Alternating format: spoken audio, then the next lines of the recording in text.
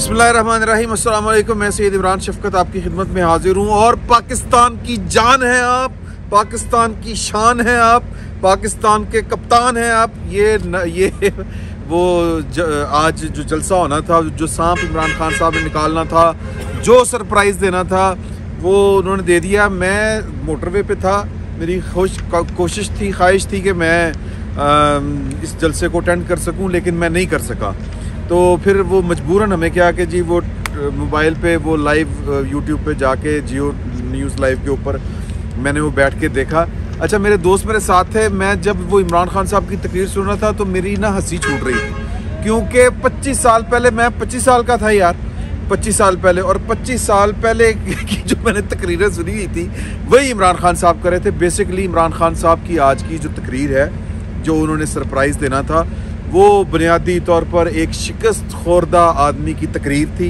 वो एक ऐसे आदमी की तकरीर थी जो कह रहा था कि मेरे साथ बड़ी ज़्यादती हो रही है, जो ये कह रहा था कि जी कि पाकिस्तान के साथ बड़ी ज़्यादती हो रही है, और जो ये कह रहा था बुनियादी तौर पर, सॉरी, ये ना मैं इस वक्त जिस जगह पे खड़ा हूँ वहाँ पर लाइट के मसले मसाइल हैं। जनरेटर के ऊपर लाइटें चल रही हैं मोटरवे के ऊपर, और ये चमका चमका आएगा, आपको बर्दाश्त कर लीजिएगा।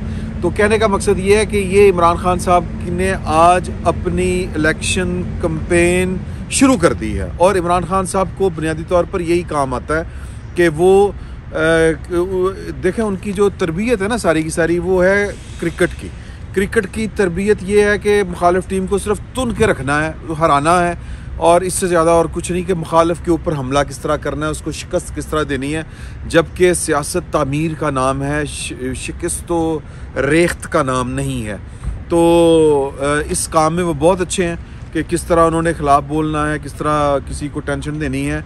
मैंने पहले भी आपसे कहा था, आज भी कह रहा हूँ कि वो इमरान खान साहब की ये पहली गालबन हुकूमत है कि जो अपोजिशन के ख़िलाफ़ हुकूमत जलसा कर रही है। तो एक तो वो 10 लाख बंदे थे या नहीं थे, क्राउड अच्छा था, 4-5 हज़ार कुर्सियाँ बताई जा रही हैं वो थी, लेकिन बहरहाल जब 25 हज़ार से ऊपर, हमारे उस्ताद मोहतरम हैं मुजीबुर रहमान शामी साहब, वो फरमाया करते हैं जब 25 हज़ार से ऊपर बंदा इकट्ठा हो जाए तो बहुत बंदा होता है ये। और इमरान खान साहब ने बहुत बंदा इकट्ठा कर लिया।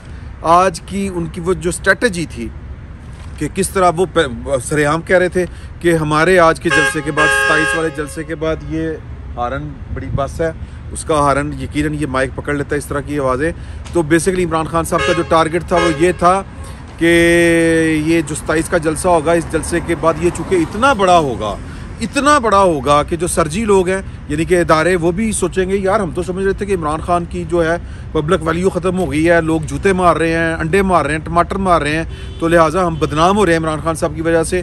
तो उनको एहसास होगा गलती का कि नहीं यार, तो भाई ने फ़र्क नहीं होया, लोग इसके साथ हैं।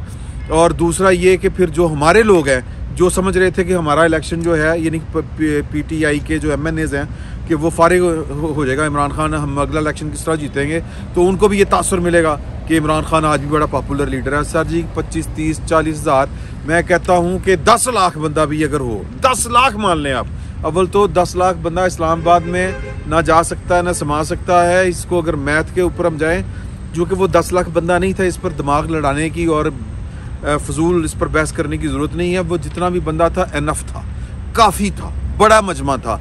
लेकिन जो पूरा ये जो मजमा है, इस तरह के जो जलसे होते हैं, वो पूरी कौम की नुमाइंदगी नहीं करते, ये बात ज़हन में रखिएगा। और दूसरी बात ये है कि इमरान खान साहब ने जो सांप निकालना था आज, वो बुनियादी तौर पर उन्होंने निकाला कि जी मेरे ख़िलाफ़ इंटरनेशनल साजिश हो रही है। ये हमारे दोस्त हैं हबीब अकरम साहब, उनका भला हो।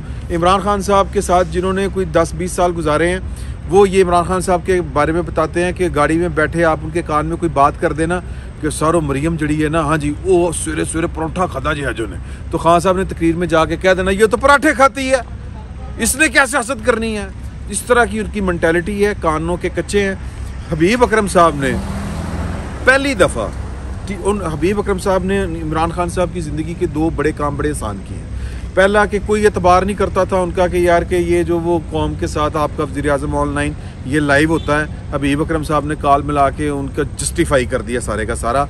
ये क्रेडिट हबीब अकरम साहब को जाता है कि उन्होंने इमरान खान साहब के ऊपर एहसान किया, एक कि वो लाइव बैठे होते हैं। अच्छा जी, दूसरा एहसान उन्होंने ये किया कि उन्होंने बड़े दिन पहले जब ये बातें शुरू हुई थी उन्होंने कह दिया कि मुझे जब से इमरान खान साहब ने एब्सोल्युटली नॉट कहा है, तब से मुझे ये जो है ना इमरान खान साहब पाकिस्तान के अंदर जो है ना वो एक सियासी हलचल वो मुझे नज़र आना शुरू हो गई है। यानी कि ये हबीब अकरम साहब पहले पाकिस्तानी जर्नलिस्ट थे, या पीटीआई को ये मेरा ख्याब भी नहीं आया होगा, तब इमरान खान साहब को इन्होंने रास्ता दिखा दिया था कि पैन ये अमेरिका पे डाल दें। तो आज उन्होंने भुट्टो साहब ने तो नाम ले लिया था ना, राजा बाज़ार में ख़त निकाल के दिखाया था, तो ये भुट्टो साहब को कॉपी कर रहे हैं, भुट्टो सानी खुद को करार दे रहे हैं और कह रहे हैं कि जी उनको भी आज की तकरीर का जो हासिल तकरीर है वो एक इल्ज़ाम है। वो इल्ज़ाम ये है कि उन्होंने ख़त निकाला है कि जेब से, ये मुझे धमकी कौमी मुफाद के नाम के ऊपर धमकी मिली है, ये मैं दिखा नहीं सकता, ऑफ द रिकॉर्ड किसी को दिखा दूंगा, वो धमकी कौन दे रहा है, सवाल ये है अगर कहीं से मिल रही है। यार आपको कह दिया होगा कि वज़ीर आज़म साहब, ये वज़ीर आज़म को जेब नहीं देता, किसी ने हो सकता है लिख के कह दिया हो कि जो बाइडन को, जो बाइडन वो नवाज शरीफ नहीं है, वो नवाज शरीफ नहीं है। अगर वो आपको फ़ोन नहीं कर रहा तो उसको जाहिल ना कहे, ये भी हो सकती है। फिर वो कि जी अड्डे तो वो मांग ही नहीं रहे ज़रूर, वो हमें मेरा मतलब डंडा करते हैं कि तुम्हारा वज़ीर आज़म कहता है कि एब्सोल्युटली नॉट, असी अड्डे को तो मंगे ने। तो बुनियादी तौर पर इमरान खान साहब जो हैं वो ब्लफ मार रहे हैं और अपने आने वाली जो सियासत है उसका रास्ता सीधा कर रहे हैं, और कि जी कि पैसा बाहर से आ रहा है, कुछ लोग जाने में अनजाने में इस्तेमाल हो रहे हैं और कुछ लोग जो है वो जानबूझकर इस्तेमाल हो रहे हैं और अंदर के लोग इस्तेमाल हो रहे हैं, और फिर वो जो इशारे दे रहे हैं वो गालिबन पाकिस्तान की, मैं समझता हूँ कि नाम तो उन्होंने किसी का भी नहीं लिया, लेकिन वो इशारे या अमेरिका की तरफ जाते हैं। अगर अब भुट्टो साहब के ख़िलाफ़ अगर कोई साजिश हुई थी, मौलाना मुफ्ती महमूद या 9 सितारे या अवामी इत्तेहाद ने अगर कोई की थी साजिश या उनको इस्तेमाल किया गया था, तो कौन थे पाकिस्तान में, कौन थे? इल्ज़ाम किस पर जाता है? जनरल ज़ियाउल हक के ऊपर जाता है, और वो रियाज खोखर साहब थे, फॉरेन सेक्रेटरी थे पाकिस्तान के, उन्होंने कहा कि अमेरिका जनरल ज़ियाउल हक के साथ डायरेक्ट था। तो अब ये किसके ऊपर इल्ज़ाम लगा रहे हैं? वो जो कह रहे हैं कि जी कि इनको कोई मिला रहा है, हमारे पास सारी साजिश के सारे ताने बाने हैं, कोई इनकी मीटिंगें करा रहा है, कोई इनको इकट्ठा कर रहा है। कौन कर रहा है? वो कर रहा है जिसके बारे में मौलाना फजलुर रहमान ने कहा था कि जी हमारी बात हुई थी, मेरी मुलाकात हुई थी आर्मी चीफ से। उस तरफ इशारा है इनका, किस तरफ इशारा है? या फिर वो शहबाज शरीफ साहब भी कहते हैं हमारी बात हुई थी, मुलाकात होती है, हम बताते हैं, चीज़ें बताते हैं उनको, और फिर उस मुलाकात के नतीजे में वो मैंने पूरी कहानी आपको सुनाई थी कि वो भी एक सिक्योरिटी इशू था, नेशनल सिक्योरिटी इशू, कि यार तालिबान को इंगेज करें। मौलाना फजलुर रहमान साहब को GHQ ने इंगेज किया था कि ये हम पर हमलावर हो रहे हैं, ये वो चमन के रास्ते से अंदर घुसाए थे।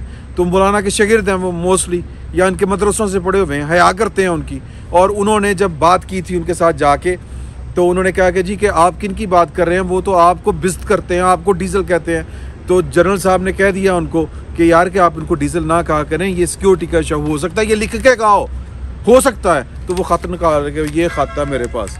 सर जी ख़त्म होगी कहानी। ये जो जलसे में जो सांप निकालना था, जो सरप्राइज़ देना था, ना कोई सरप्राइज़ था ना कोई सांप था। उनको नज़र आ रहा है कि मैंने वोटिंग होनी है, मैंने हार जाना है, और इत्तेहादी आज मिल रहे हैं। नून लीग को जो आखिरी जो चोट लगनी है वो मेरा ख्याल है आज लग रही है। इस्लामाबाद में मुलाकात हो रही, पहुँचेंगे, खबर मिल जाएगी कि इत्तेहादियों के साथ मुलाकातें, खुसूसन काफ लीग और एक आला सतही वफ़द जो है नून लीग का, उनकी मुलाकात हो चुकी है, उसमें से भी कुछ निकलेगा। तो और ख़बरें और भी बड़े तरह की हैं कि पंजाब में भी तहरीक अदम एतमाद लाई जाएगी। वो कह रहे हैं कि हम असम्बली तोड़ देंगे, वो तोड़ के जाएंगे कहाँ? सवाल ये पैदा होता है। इमरान खान साहब ने दूसरे अल्फाज में आज अपनी शिकस्त जो है बाल्फाज़ दीगर यानी इन द कहते हैं सो मैनी वर्ड्स जिसको अंग्रेज़ी में कहते हैं, उन्होंने अपनी शिकस्त तस्लीम कर ली है। उनको पता है कि मैं फारिग, मैं जा रहे हैं, मैं रुक नहीं रहा जनाब। अच्छा अब वो सुना रहे हैं, तो देखें अपनी परफॉर्मेंस। सर जी जो चीज़ आपको बतानी पड़े वो परफॉर्मेंस नहीं होती, परफॉर्मेंस वो होती है जो खुद बोलती है, जो नज़र आती है। तो वो समझा रहे हैं, अद्ध पौना घंटा ला के उन्होंने समझाया कि जनाब कि देखे पाकिस्तान तरक्की कर रहा, और पाइन पाकिस्तान तरक्की कर रहा है तो लोग क्यों भूखे मर रहे हैं, ये लोगों को सम्राट क्यों नहीं मर रहे? ये इमरान खान साहब जो है, कोई इनके खिलाफ आलमी साजिश नहीं हो रही, कोई इनको इस काबिल ही नहीं समझता, ना इन्होंने कुछ किया है किसी के खिलाफ, ना ये करने की सलाहियत रखते हैं। ये तो हुकूमत चलाने की सलाहियत नहीं रखते, किसी के खिलाफ इन्होंने क्या क्या कर लेना था, आई एम सॉरी। जज्बात में आके थोड़ा सा हैंकी पैंकी हो जाती है, लेकिन बड़े एहतराम के साथ कहता हूँ कि इमरान खान साहब जो है उनको किसी दुश्मन किसी साजिश की ज़रूरत नहीं थी। इमरान खान साहब की दुश्मनी इमरान खान साहब के साथ थी, जो निभाई गई, जो पूरी की गई। इतने इतने बड़े दावे किए थे और करने के पास उनके पास कुछ था नहीं, ना कुछ डिलीवर किया। अल्लाह अल्लाह खैर सल्ला।